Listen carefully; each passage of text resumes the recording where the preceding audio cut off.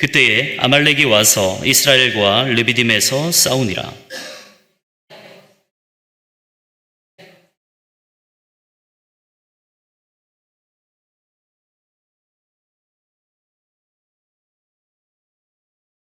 여호수아가 모세의 말대로 행하여 아말렉과 싸우고 모세와 아론과 훌은 산 꼭대기에 올라가서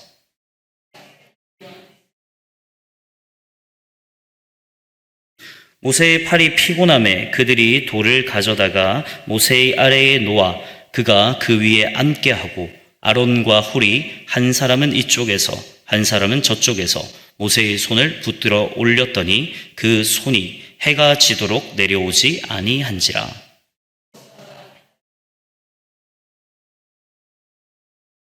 여호와께서 모세에게 이르시되 이것을 책에 기록하여 기념하게 하고 여호수아의 귀에 외워 들리라. 내가 아말렉이 없이 하여 천하에서 기억도 못하게 하리라. 우리 함께 볼까요? 이르되 여호와께서 맹세하시기를 여호와가 아말렉과 더불어 대대로 싸우리라 하셨다 하였더라. 아멘. 네, 수요일마다 진행되어지는 숨겨진 믿음의 위인들이라고 하는 타이틀을 가지고 벌써 16번째 이야기를 나누게 됩니다. 오늘 우리가 함께 볼 인물은 섬김의 사람이라고 불리우는 훌인데요. 오늘 우리가 등장하는 인물들 가운데 모세나 아론은 우리가 잘 알고 있지만 훌이라고 하는 인물은 사실 좀 헷갈리거나 좀 잘 모르는 인물 중에 하나입니다. 훌이라고 이야기해야 되는데 홀이라고 이야기하기도 하고 여러 가지. 근데 이 사람이 과연 무엇을 했는지 사실 정확하게 알지 못하는 경우가 대부분이라는 것이죠. 우리가 숨겨진 믿음의 위인들이라고 하는 타이틀을 가지고 이러한 제목을 가지고 성경의 여러 숨겨진 인물들을 우리가 함께 나누고 있지만 우리가 벌써 16명의 인물들을 이야기하고 있지만 성경에는 그것보다 훨씬 더 많은 사람들이 숨겨져 있고 그리고 그들을 통해서 일하시는 하나님에 대해서 우리가 알 수 있습니다. 하지만 우리가 이제 오늘 섬김의 사람이라고 한번 타이틀을 잡아본 훌에 대해서 이야기를 해볼 텐데 오늘 저와 함께 훌에 관하여서 이 인물이 어떤 인물인가 그리고 앞으로 나에게 어떤 도전을 주고 앞으로 내가 이 훌처럼 어떻게 섬기며 나아갈 수 있을 것인가 함께 나눌 수 있는 시간 되기를 소원합니다. 여러분들 혹시 2000년대 초반에 있었던 영화 미녀는 괴로워라고 아시나요? 네, 아시는 분도 계시고 모르시는 분도 계십니다. 네, 그럴 수 있습니다. 영화는 누구나 보는 것이 아니기 때문이죠. 이 미녀는 괴로워라고 하는 이 영화가 너무나 흥행이 잘 되니까 이 미녀는 괴로워라고 하는 동명의 뮤지컬도 여러 번에 걸쳐서 이제 시연을 하게 되었습니다. 이 미녀는 괴로워라는 영화를 본 기억이 나는데요. 이 미녀는 괴로워라고 하는 이 영화에 대해서 간략하게 설명을 해드리면 이제 천상의 목소리를 가졌지만 조금 부족한 외모를 가진 이 영화 소개해주는 거기에 들어가서 저도 오랜만에 미녀는 괴로워 영화가 어떻게 됐는가 한번 살펴본다고 인터넷에 들어가 보니까 167cm의 키에 100kg 그렇게 나와 있더라고요. 어떻게 부족한 외모 이런 게 아니고 167에 100kg 이렇게 나와 있습니다.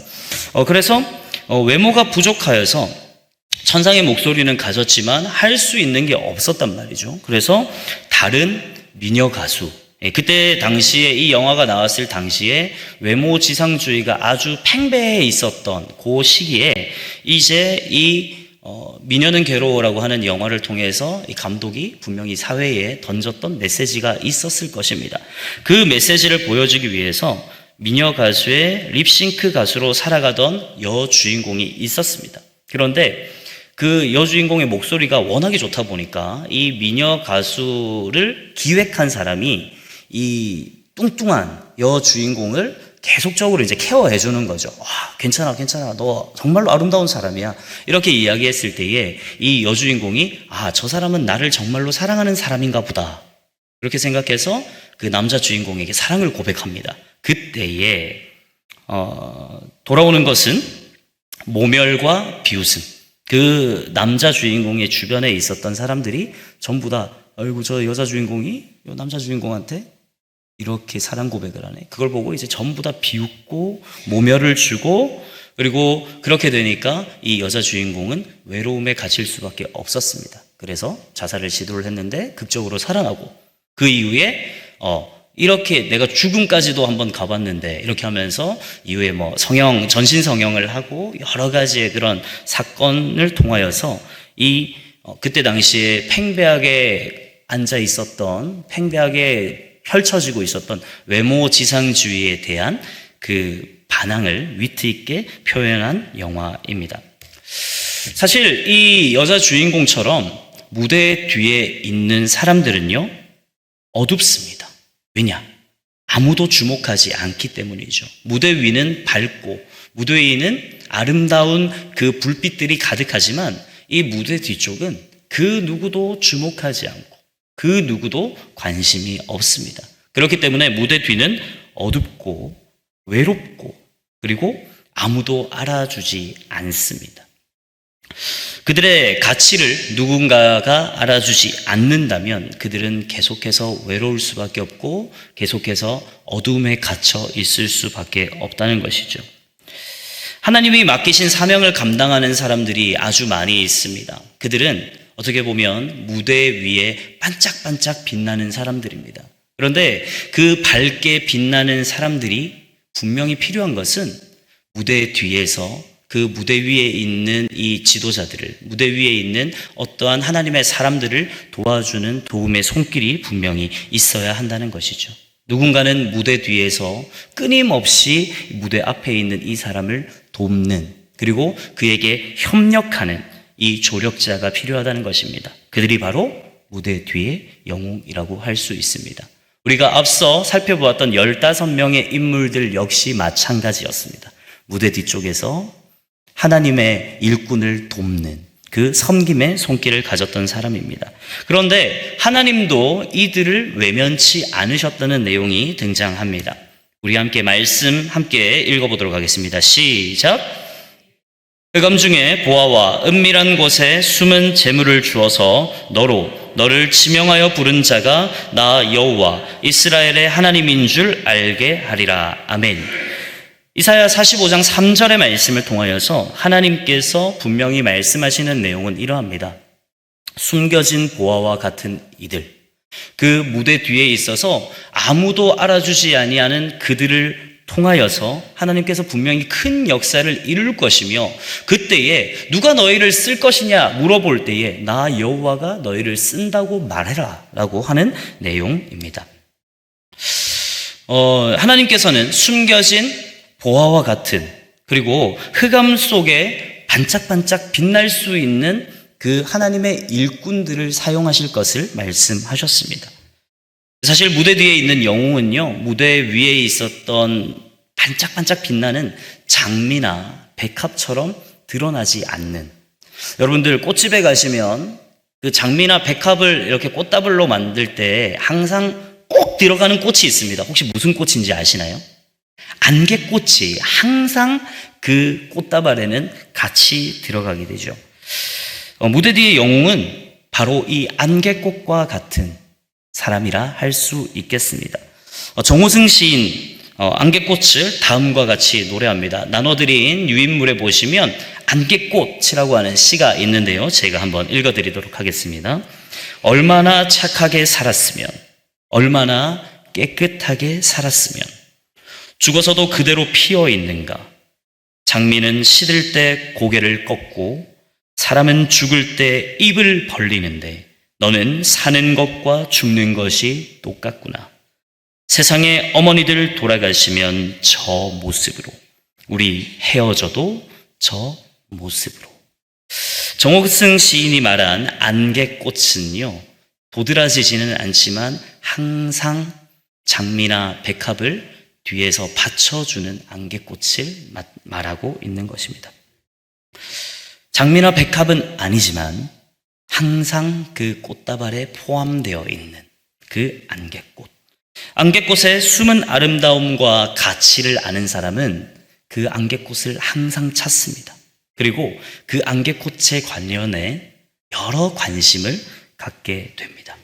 사람도 마찬가지라고 할 수 있습니다. 장미꽃은 아니지만, 백합은 아니지만 항상 어떠한 일에 함께하는 안개꽃과 같은 사람. 네, 모두가 좋아하고 모두가 함께 있기를 원하는 이 안개꽃과 같은 사람이 바로 오늘 우리가 함께 살펴볼 섬김의 사람, 훌과 같은 사람들이 바로 이 안개꽃과 같은 사람들이라는 것이죠. 안개꽃과 같이 이렇게 여러 사람들을 섬기는 사람을 하나님께서는 분명히 기억하고 계십니다. 그리고 그를 계속적으로 사용하십니다. 오늘 이 훌을 통하여서 안개꽃과 같은 사람을 하나님께서 어떻게 사용하시는지, 그리고 어떻게 믿음의 큰 인물로 이끌어 가시는지를 함께 살펴보고요. 우리 역시도 이 훌과 같이, 이 안개꽃과 같이 남들을 항상 섬기며 남들과 항상 함께 할 수 있는 존재가 되는지 오늘 말씀을 통하여서 우리 함께 살펴보도록 하겠습니다. 네, 오늘 방금 띄워드렸던 훌은 섬기는 일에 특화된 사람이었습니다. 이것을 통달이라고 이야기하는데요. 무대 뒤에 선 영웅들, 앞서 말씀드렸던 15명의 인물들을 비롯하여 오늘 등장한 훌이라고 하는 인물은 섬기는 일에 통달했던 사람이었습니다. 훌뿐만 아니라 여러 믿음의 사람들이 성경을 통하여서 섬김에 여러 모습을 보여주는 것이 있는데요. 우리 역대하 30장 22절의 말씀을 한번 살펴보도록 하겠습니다. 네, 우리 함께 역대하 30장 22절 함께 볼까요? 시작! 히스기야는 여호와를 섬기는 일에 통달한 모든 레위 사람에게 위로하였더라. 이와 같이 절기 7일 동안에 무리가 먹으며 화목제를 드리고 그 열조의 하나님 여호와께 감사하였더라. 아멘. 여러분들 히스기야는 잘 아시죠? 네, 히스기야를 모르시는 분들도 있을 수 있지만 히스기야에 대해서 아시는 분들은 아주 깊이 있게 압니다. 왜냐? 시간을 뒤로 15년의 시간을 돌린 인물이기 때문에 아주 임팩트가 있는 인물 중에 한 명입니다. 그런데 오늘 역대하 30장 22절의 말씀을 통하여서 이 영향력 있는 히스기야라고 하는 사람이 레위 사람들을 위로하는 내용이 드러납니다. 네, 히스기야라고 하는 사람은 조금 신앙생활을 했던 사람은 잘 알고 있는 무대 위에 있는 인물입니다. 그런데 여러분들 레위 사람, 각자의 이름도 등장하지 않는 레위 사람, 이들은 어떤 사람이었을까요? 하나님 앞에 제사를 준비하는 제사장이 이 레위 지파에서 나옵니다. 그리고 하나님께서 원하시는 예배를 드리는, 예배를 준비하는 사람들이 레위 지파입니다. 그런데 중요한 건 뭐냐면 이 사람들에 관하여서 우리는 이 사람이 누군지 전혀 알지 못합니다. 이 사람들이 드러나기 위해서 앞에서 무언가를 한다면 오히려 하나님 앞에 영광을 돌리는, 하나님의 은혜를 누리는 그 예배에 방해가 되겠죠. 그래서 이 레위 사람들은, 레위 지파의 사람들은 항상 한 발자국 뒤로 물러나 있었던 사람입니다. 그런데 이 레위 사람들을 두고 이렇게 이야기하고 있습니다. 하나님을 섬기는 일에 통달한 사람. 하나님을 섬기는 일에 통달되었다는 것은요, 하나님 앞에 예배를 잘 드렸다는 것이겠죠. 그리고 이스라엘 백성들에게 하나님의 말씀을 잘 가르쳤다는 말입니다. 그리고 이스라엘 백성들을 위해서 중보의 자리에서 그 자리를 든든히 지켰다는 것입니다. 그런데 앞서 말씀드린 것처럼 이 사람들의 이름이 거론되는 것이 아니라 이 사람들은 항상 레위 사람이라고 하는 스텝과 같은 그런 역할을 감당하게 되는 것이죠. 이렇게 잘 섬기는 사람들을 우리가 만나보고 있는데요. 그런데 중요한 것은 너무 안타까운 일들이 많이 있다는 것입니다. 섬기는 일을 감당하고 있는 사람들은 잘 기억하지 못합니다. 그리고 오히려 그들을 과소평가한다든지, 그리고 그들을 대할 때에 대수롭지 않게, 그거 섬기는 거 나도 할 수 있어, 아유, 저 자리에 있으니까 저렇게 섬기는 거지, 나도 자리만 허락되면 나도 섬길 수 있어. 그렇게 다들 이야기한단 말이죠. 그런데 실질적으로 한번 섬겨보면요, 이게 쉽지가 않습니다. 잘 섬기기 위해서는, 그 섬김의 자리에 있기 위해서는 잘 훈련되어야 합니다. 그리고 그 섬기는 기술을 잘 연마해야 한다는 것이죠. 그 섬김의 자리에 있기 위해서는 잘 배워야 합니다. 훌은 모세를 섬기는데 탁월하다라고 이야기를 들었던 사람이었습니다. 출애굽기 17장을 보시니까요, 이 훌이라고 하는 사람이 어떻게 섬겼느냐, 그 섬김에 대해서 어떻게 이야기하느냐 보니까 그 섬김의 경지가 나옵니다. 예술의 경지에 이르렀다. 그리고 이 섬김을 통하여서 사람들에게 감동을 주고 사람들에게 감탄하게끔 이 모세를 섬겼다라고 나와 있습니다. 출애굽기 17장에서 훌을 통해 배울 수 있는 섬김의 모습이 무엇일까요? 그리고 훌처럼 지도자를 가장 가까이에서 섬길 수 있는 사람은 과연 어떤 사람인가? 우리가 유인물을 보시면서 한번 나아가 보도록 하겠습니다. 섬기는 일에 통달한 사람은 과연 어떤 사람인가? 5가지가 등장해 있지 않습니까? 우리 한번 같이 살펴보도록 하겠습니다. 자, 먼저 섬기는 일에 통달한 사람은요, 지도자의 중요성을 깨닫는 사람입니다. 훌이 모세의 손을 잡았습니다. 그리고 그 모세의 손이 떨어지지 않도록 옆에서 붙잡았다라고 되어 있잖아요. 그런데 그 훌이 모세의 옆에서 그 손을 붙잡았다는 것은 무슨 뜻이냐니까, 모세가 하나님과 함께 하고 있었다는 것을 알았다는 것이고요. 그리고 그 모세의 손을 하나님의 손을 뻗어서 그 모세의 손을 통해서 일하고 있다는 것을 알고 있었기에 그 옆자리를 차지할 수 있었다는 것입니다.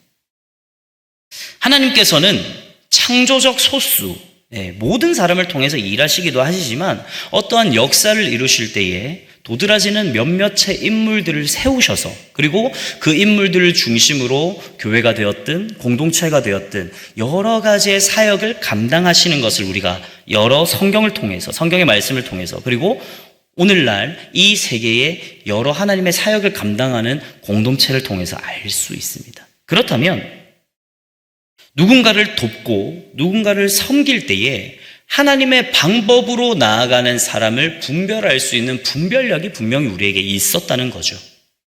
우리에게 필요한 것은 이 사람이 사람의 능력으로 이 일을 감당하는 것인지, 아니면 하나님께서 허락하신 그 능력으로 이것을 감당하는 것인지 알아차려야 할 분별력이 우리에게 분명히 요구된다는 것입니다. 그 사람이 하나님께 쓰임받고 있는지 아닌지 정확하게 알지 못하면요, 그 사람의 사실 시간이라고 하는 것은 아주 값비싼 가치를 가지고 있지 않습니까? 그 허송세월을 보내게 돼버리는 거죠. 하나님의 사람인 줄 알았는데 사람의 능력으로 행하는 사람 옆에서 열심히 일하다가 이 사람이 실족하면 같이 실족합니다. 하나님의 사람이라고 하는 것은 여기서 몇 가지가 분명히 드러나는 것인데 우리가 분명히 기억했으면 좋겠습니다. 하나님이 쓰시는 인물들이 역사의 자리에 등장하면요, 그 시대가 변합니다. 그리고 하나님이 함께 하시는 인물이 등장하면요, 그 나라가 변합니다. 그 민족이 변하고요, 그 공동체와 그 교회가 하나님 앞으로 더욱더 나아갈 수 있게 된다는 것이죠. 오늘날 우리가 이 섬기는 사람으로서 훌과 같이 섬기는 아름다운 사람이 되기 위해서는 내가 섬기는 이 인물이, 그리고 내가 함께하는 이 인물이 하나님의 사람인가 아닌가를 분별할 수 있는 분별력을 가지고 있어야 한다는 것입니다. 그리고 두 번째로요, 섬기는 일에 통달한 사람은 지도자가 가까이 있게, 내 주변에 가까이 두게 하는 사람이라는 것입니다. 여러분들의 주변에 있는 사람들을 한번 떠올려 보셨으면 좋겠어요. 어떤 사람을 옆에 두고 싶으세요? 어떤 사람은 내가 조금 성공하기 위해서 내 옆에 돈 많은 사람이 있었으면 좋겠다. 또는 좀 매력적인 사람이 원해서 좀 이쁘고 잘생긴 사람이 있었으면 좋겠다. 또는 어떤 능력을 가지고 있는 사람이 있었으면 좋겠다. 라는 이야기를 하기도 합니다. 그런데 그러한 것들이 평안을 주지는 않습니다. 어떤 사람을 가까이 두어야 하는가? 그것은 아마 내 마음을 편하게 해주는 그런 사람이 있어야지 된다는 것이죠. 유능한 사람도 중요합니다. 능력 있는 사람도 중요합니다. 외모가 훌륭한 사람도 중요합니다. 그런데 그 사람과 있을 때에, 그 사람과 시간을 보낼 때에 나의 마음이 불편하다면 그 시간이 행복한 시간이 아니라 고통의 시간이 될 수밖에 없다는 것이죠. 제가 작년에 결혼을 했습니다. 네. 제가 어떤 사람을 원했을까요? 네. 이쁘죠. 네. 네. 능력도 있습니다. 그런데 제가 가장 중요하게 생각한 것은 함께 있었을 때에 내가 편한 사람. 함께 있었을 때에 내가 하나님의 위로를 누릴 수 있는 사람과 결혼하고 싶었고, 저는 작년에 결혼했습니다. 네. 오늘 등장하는 훌의 옆에 있었던 그 무대 위에 있었던 사람이라고 하는 모세라고 하는 사람은 사실 우리가 너무나 잘 알고 있는 사람 중에 한 명입니다. 그 이스라엘 백성들, 이스라엘 나라에서 어떤 사람이 가장 위대한 사람이냐라고 물어봤을 때에 대부분은 우리나라 사람들이 세종대왕, 강개토대왕, 이순신 장군 이런 사람들을 얘기하는 것처럼 이스라엘 사람들은 모세라고 하는 인물을 이야기합니다. 그처럼 이 모세라고 하는 인물은요, 아주 능력 있는 사람이었습니다. 그리고 실력도 있었고 탁월한 사람이었습니다. 하나님과 함께하기에 명철한 사람이라는 설명도 있고, 이 모세를 볼 때에 이 얼굴 광채가 너무 밝게 빛나서 온유의 사람이라고 말하기도 합니다. 그런데 이 모세의 주변에 있을 사람이 유능한 사람도 중요했겠지만, 이 너무나 완벽한 것처럼 보이는 이 모세가 약간 숨을 쉴 수 있는 사람이 그 주변에 있어야 하지 않았겠습니까? 아론과 훌이라고 하는 사람이 오늘 모세의 옆에 등장합니다. 아론은요, 잘 알고 계시는 것처럼 모세의 친형입니다. 네. 친형은요, 위로를 해줄 수 있습니다. 네. 그리고 어릴 때부터 같이 커왔기 때문에 이 사람이 어떤 습성을 가지고 있고 어떤 성격을 가지고 있고 어떠한 지랄 맞은 것을 가지고 있는지 알고 있다는 거죠. 그래서 모른 척 해줄 수도 있고, 그리고 어떠한 실수를 하기 전에 미연에 방지를 해줄 수도 있습니다. 그런데 아론은 그렇다 치지만 이 훌이라고 하는 사람은 어떤 사람이었기에 이 모세가 옆에 두었냐는 거죠. 오늘 성경에 등장하는 말씀은 이러합니다. 모세의 팔이 떨어질 때에 그 팔을 붙잡아 줄 수 있는 사람. 연약함이 나타날 때에 그 연약함을 가려주는 사람. 그 사람이 바로 훌이었다는 것입니다. 격려의 사람이자 이해의 사람이었습니다. 부족함이 보이는 그것을 눈을 가리고 그 부족함을 덮어줄 수 있는 사람. 그 사람이 바로 섬김의 사람이라고 할 수 있습니다. 지도자도 넘어질 수 있고, 앞에서 남들을 이끄는 리더도 언제든지 쓰러질 수 있습니다. 그때에 가장 중요한 사람은 그 쓰러지려고 비틀비틀거리는 리더의 옆에서 그를 붙잡아 줄 수 있는 사람. 사실 리더보다 훨씬 더 위대한 사람이라고 할 수 있겠습니다. 넘어지려고 할 때에 그 사람의 힘이 되어주는 예수님과 같은 그런 존재가 바로 섬김의 사람 훌이었다는 것입니다. 세 번째로, 지도자의 필요에 민감하게 반응할 줄 아는 사람이 바로 이 훌이었습니다. 오늘 우리가 말씀을 보실 때에 출애굽기 17장 12절의 전반부의 말씀을 우리 함께 봅니다. 전반부의 말씀 화면을 보시고 같이 읽도록 하겠습니다. 시작. 팔이 피곤함에 그들이 돌을 가져다가 모세의 아래에 놓아 그로 그 위에 앉게 하고. 아멘. 우리가 아론과 훌에 대해서 이야기할 때 대부분의 많은 사람들은 이 팔이 떨어질 때 팔을 붙잡았던 것을 기억합니다. 그런데 중요한 것은 뭐냐? 이 모세가 앉아서 손만 들었을까요? 아니라는 거죠. 여러분들 혹시 이렇게 자세를 가지고 한번 얼마나 있어 보셨어요? 이렇게 있으면요, 팔도 아프지만 어디가 아프죠? 허리가 끊어질 듯이 아픕니다. 이 자세를 가지고 계속 유지를 하다 보면 허리가 엄청 아파요. 오늘도 보니까 모세가 그렇게 했더라라고 나와 있거든요. 그때에 아론과 훌이 이 모세에게 앉을 수 있는 돌을 가져다 주고 그를 앉힙니다. 네. 사실 모세가 돌을 가져다 달라고 한 것도 아니었어요.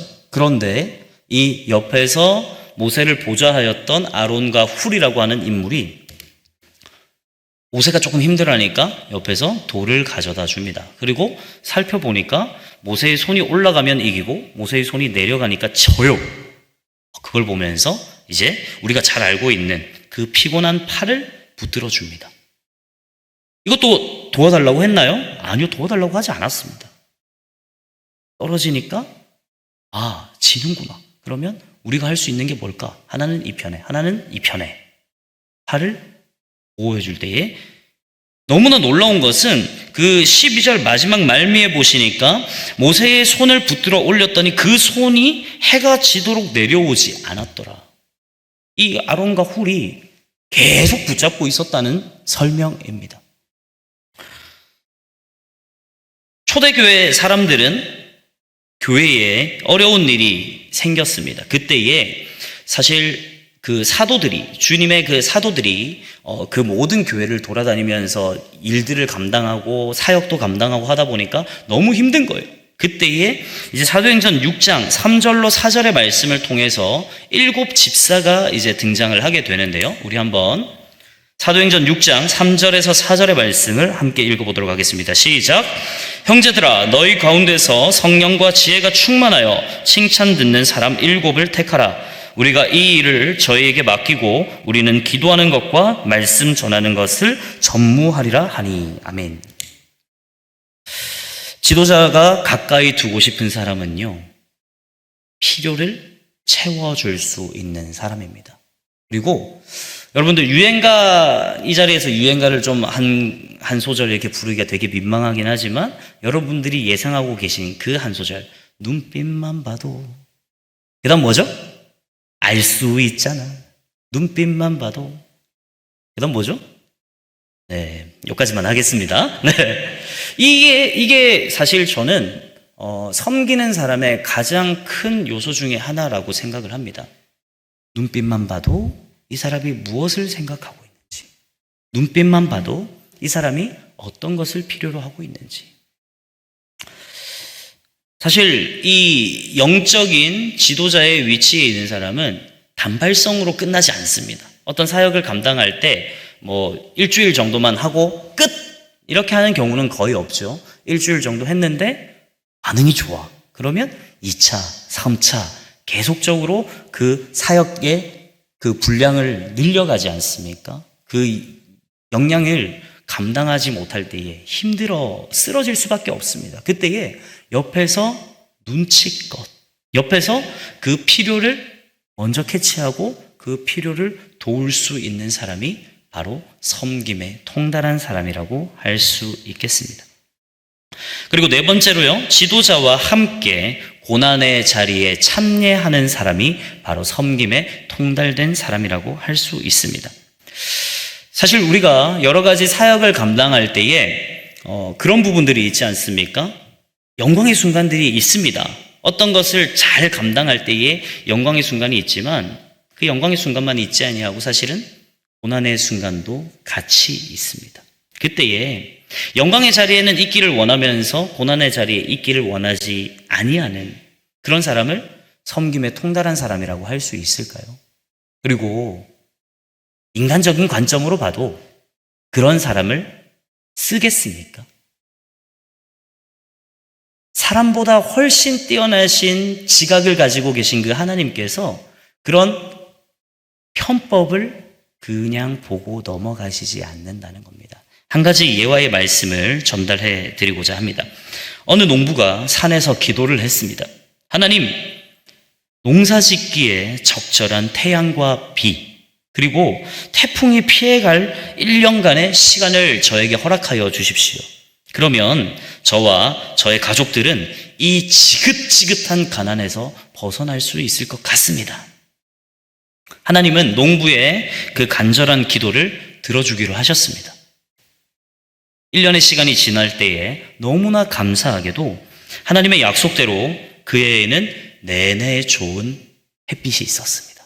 그리고 때에 따라 내리는 비도 있었고, 태풍도 없고, 병충해도 없고, 가뭄도 없었습니다. 농부는 행복한 마음으로 그 곡식을 수확했습니다.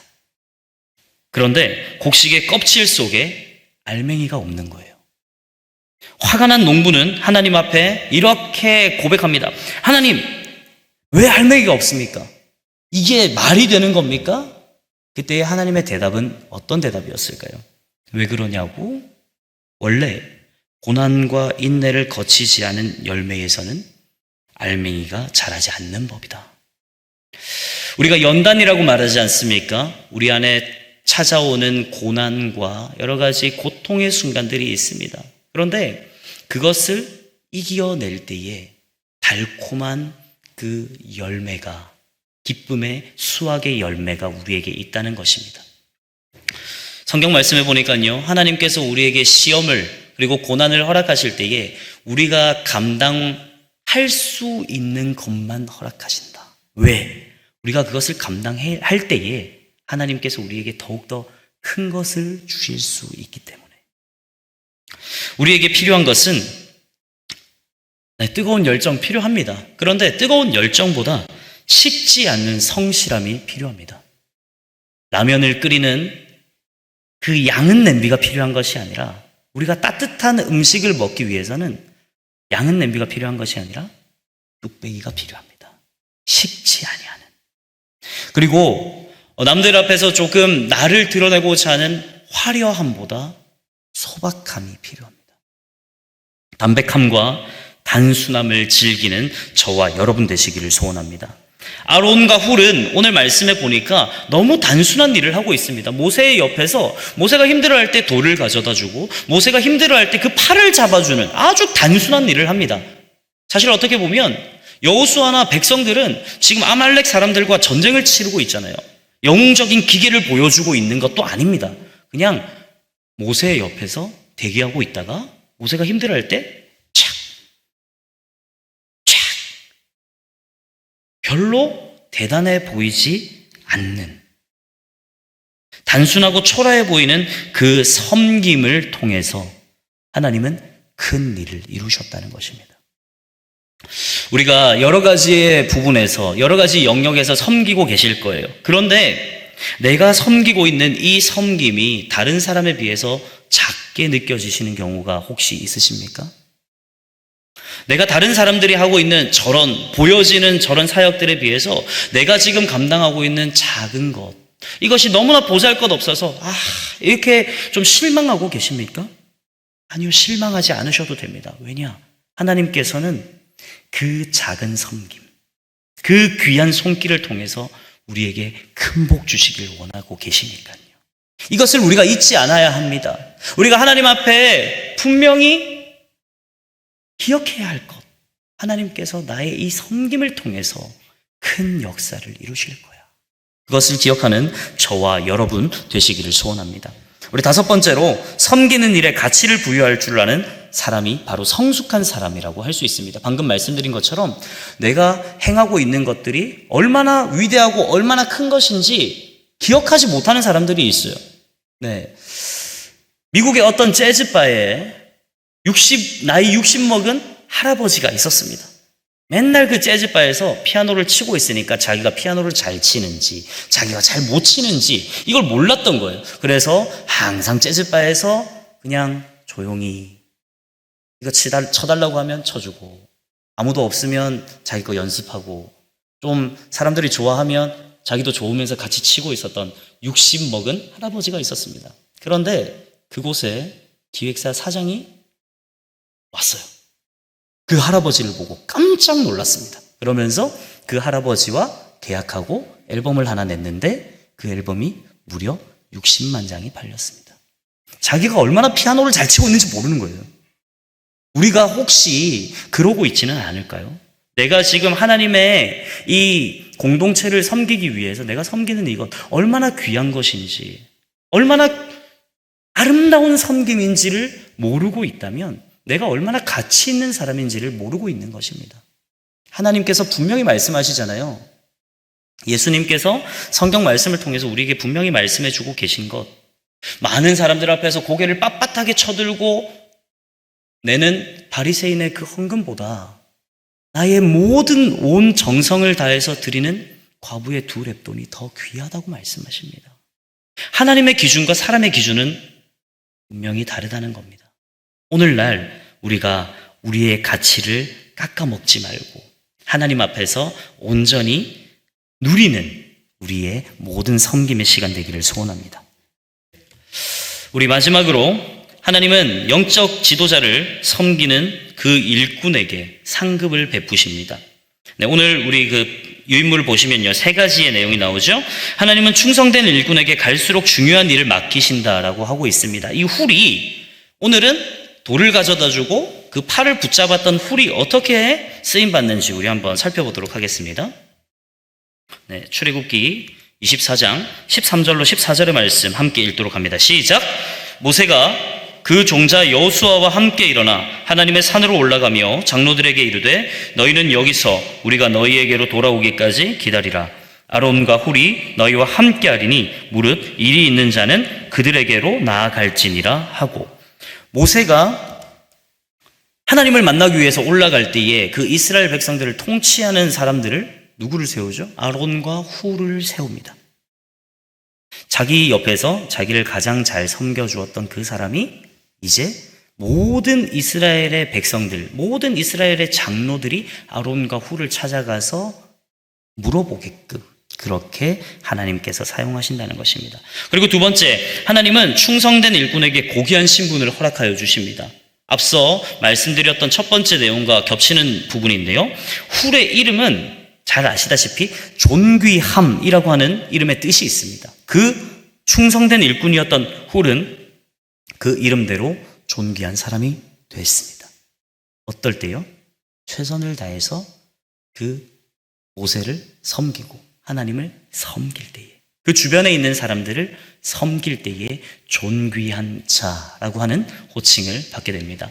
오늘날 우리가 섬기는 자 되어 우리 옆에 있는 사람들을 잘 섬길 때에, 그리고 아름다운 섬김이 우리의 인생의 모든 여정에 포함될 때에 하나님께서 우리에게 허락하시는 고귀한 신분, 죄의 종이었던 우리를 건져내시고 하나님의 천국 시민으로 우리의 신분을 바꾸어 주신다는 겁니다.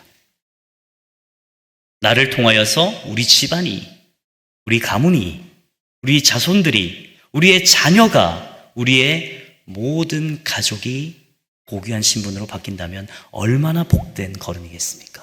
그것을 누리는 저와 여러분 되시기를 소원하고요.